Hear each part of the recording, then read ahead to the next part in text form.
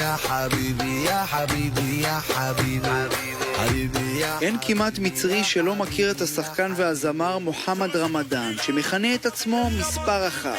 انا جمهوري واقف في ظهري نمبر 1 وانتوا عارفين نمبر 1. מדובר באחד מכוכבי התרבות הגדולים שצמחו בקהיר בשנים האחרונות, עם מיליוני מעריצים. تبع الملك نمبر 1 محمد رمضان نمبر 1 حبيبي. רמדאן ששוהה בימים אלה בדובאי הצטלם אתמול באירוע עם הזמר הישראלי עומר אדם ושורה של ידוענים ישראלים לצלילי אבא נגילה. اسمحوا لي اقدم لكم خاين تاني جاسوس جديد فليتفضل الفنان محمد رمضان وراح اتصور هناك مع اشهر مطرب صهيوني. התמונות של השחקן המצרי עומר אדם קודמו במהרה בחשבונות של משרד החוץ ודובר צה"ל בערבית, והזעם לא איחר לבוא, כולל קריאות להחרים את רמדאן.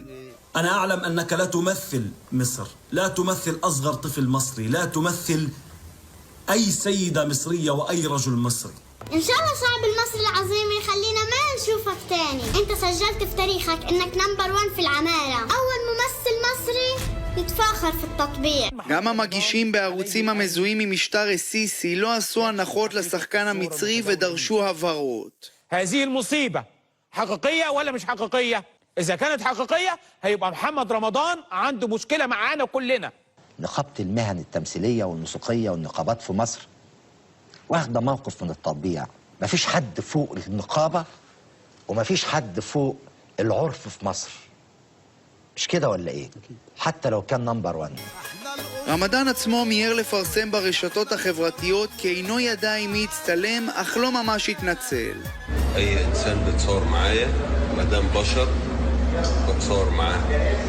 عمري في حياتي ما بسأله على لونه ولا على دينه ولا عن جنسيته. كلنا بشر.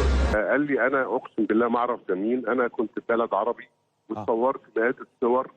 רמדאן אולי ינזק מהפרשה ומספר המעריצים והעוקבים שלו ברשתות החברתיות יקטן, אבל הפרשה הזאת היא גם נורה אדומה ביחסי ישראל-מצרים.